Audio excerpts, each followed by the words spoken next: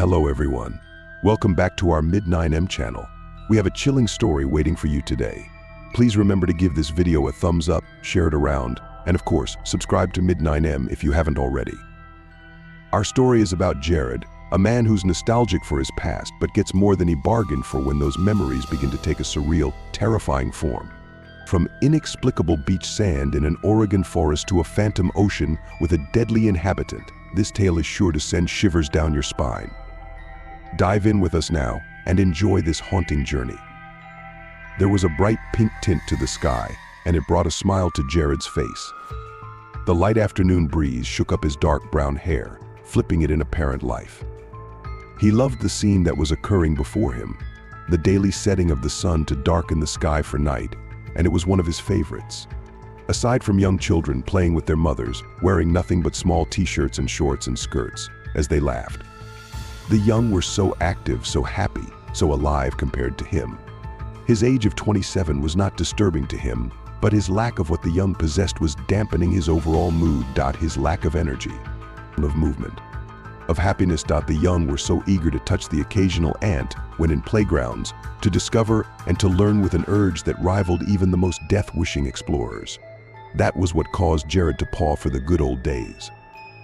The days of being a boy and traveling down from his house to hang out with his father at the beach nearby, skipping down the sidewalk on his way to the comic store to pick up the latest issue of Amazing Man, tasting a fresh root beer on his young tongue at the soda shop. Most of all, the days when his mother had been alive. The funeral was harsh, cold, rained out like a scene from a movie. Jenny had been absent. She had recently accepted an acting job in some play in New York City and had certainly been missing it on purpose. After all, she and Mom had been on not-so-friendly terms after she was fired from her job at the theater for swearing out a 9-year-old kid who so happened to have been looking underneath her skirt. James had been devastated, cried on for days after they lowered her into the ground. Jared knew that he was heartbroken. He was their mother's favorite after all. Jared hadn't heard from him since the funeral. He knew how hard it was, but he didn't let it keep him down. He just kept on moving. He heard the hoot of a nearby owl and snapped back to the present. He stopped walking, a silent figure in a world of trees, oak giants that towered over him, standing in power and age over him, reminding him how small and insignificant he was compared to the massive canvas of the universe, stars and all. He remembered the period after the funeral, the drinking problem, the move from his house in California to a cabin in the middle of the woods in some small town called Darkness Falls, Oregon. Sure, it was painful leaving behind all his memories from his boyhood behind, but at the same time, it felt like a new start, a fresh, clean slate. The cabin was small, old wood, 1 bedroom, 1 bathroom, small kitchen, and a small living room with no television. The nights were the same like in California, dark sky, stars painting it, but with the sounds of crickets echoing in the distance. Keeping him awake. He smelled something. It was instant, like a subtle introduction of the scent in the air. He sniffed, taking it in with a single intake of air. His mind detected the particular scent again, analyzing it in a microsecond, comparing it to the hundreds and thousands of various smells he remembered. He came to a conclusion that sent his mind into a state of confusion. Salt. Memories of walking down the beach, white sand burning his feet, came back to him faster than the speed of light, shell-shocking his brain, rocking it. The scent was undeniable, but the fact still remained. The fact that the sea expelled the smell from its cold marble blue waters. The fact that the sea was millions of miles away. The fact that he was in Oregon. He took a step, and when his foot impacted the ground beneath him, where he expected to feel the hard, unmovable crust of the earth, he felt his foot keep on lowering. He looked down, and another wave of confusion came rushing through his brain. He saw sand. Sand. In the middle of the woods. The sand was white, sun-white to be honest, and was the same as beach sand. His foot had penetrated the soft matter, and he could see that the sand was consuming his foot up to the ankle. The sand was in a small pile, the size of the hill one would make if he or she dumped sand from a bucket. The sight caused Jared to step back, confusion overtaking his mind, and kneeled beside it, lowering to one knee. He examined it closely, looking at it with the careful concentration of a magnifying glass.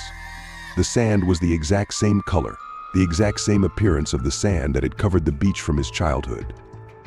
Jared took one finger and, defying the voice at the back of his mind that urged him not to, poked it. A feeling of burning heat instantly seared his finger. The pain was enough to cause him to wince and pull back from it. The feeling of heat disappeared. He slowly stood up, still staring at the sand.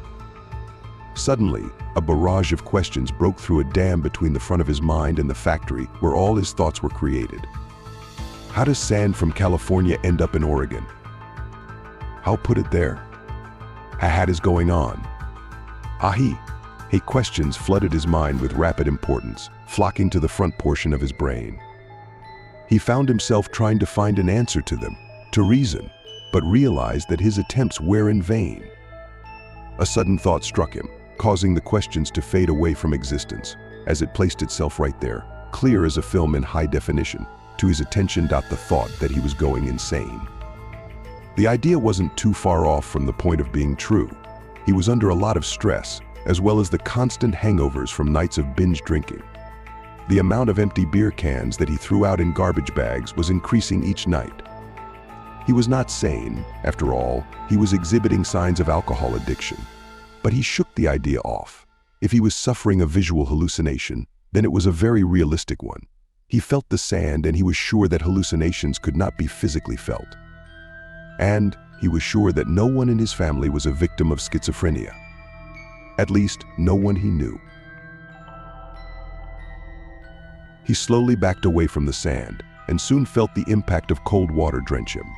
The force caused him to fall backward onto the ground, into the sand, and the heat consumed his back. The feeling of cold water incited the rising of goosebumps up and down his arms, and he shivered. Water soaked his jeans, jacket, hair, everything on him. Chilling cold, he regained his bearings and felt fear sting his heart. His mind was in a twirling mess, rapidly spinning in a mixture of chilling fear and maddening confusion. More questions swirled around in his head, and he lost all sense of logic. He got to his feet, shivering, and ran. His feet hit the ground, and he was instantly slammed by another wave, one that he didn't see coming. He landed on his back again, causing pain to burn his back, spine certainly injured. He felt the wave like an incoming truck, and he saw the attacker manifesting out of nowhere, from air. Mind in ruins, confusion and fear flooding his body, Jared began to cry, the tears falling from his eyes, mixing with cold salt water. He sobbed and heard another wave only a few feet from him. The wave collapsed over him, and he felt water encase him. Soon, he felt another wave roll over the surface of the water, and soon his lungs began to burn. The oxygen in the air was gone, and the need to swim up to the surface to get fresh air took over his mind. He began to paddle upward, flailing his arms around like a person trying to fly, and reached the surface in no time. He breached the water, splashes flying through the air, and gasped. Oxygen was inhaled and reached his lungs, and Jared coughed out water. He used his flailing arms to stay above the water. The smell of salt water assaulted his nose, burning his sinuses. He looked around and saw something that made him gape, and to lose all hope left. All around him, 4 waves were speeding towards his body, massive, thick, wide. He couldn't see any signs of trees from the woods around him, the waves standing high above him, giants that blocked up the pink sky. He watched as the waves breached over his head and opened his mouth to scream. His scream was muffled, and his mouth was flooded by salt water, cold water, and he was tossed around like a rag doll. He plunged underwater, rolled backwards, and found himself again without air. He opened his eyes, sea water stinging his irises, and blue water distorted his sight. The water was all around him, seaweed passed by him, and he was in the ocean from his childhood, his own personal memory lane, his own little hell. He felt water flood his nose and his ears, and he struggled against a sudden current, a rapid tide. He felt a painful ocean in his lungs. He looked down, and he only saw endless water below his feet. No ground, no sandy seafloor, just infinite blue. He felt his mind breaking again, and he spun around, water bubbles rising up to the surface in the act. He saw something swimming towards him from the distance, approaching him in rapid speed. Something white and gray. He couldn't tell what it was until it was only a few inches from him, and when he saw it, he opened his mouth in a silent scream. Soon he felt a pain in his torso, and stomach as 2 rows of 100 small triangular teeth pierced his flesh, and he felt that pain for only a few seconds before a numbness enveloped his body. And soon, darkness overcame his mind and soul. The ocean disappeared, so did the great white shark, and so did the sand. The ground became the same as before the sand appeared, trees and a pink sky as the sun dawned for the day. There were sounds of distant crickets that Cat called from the woods.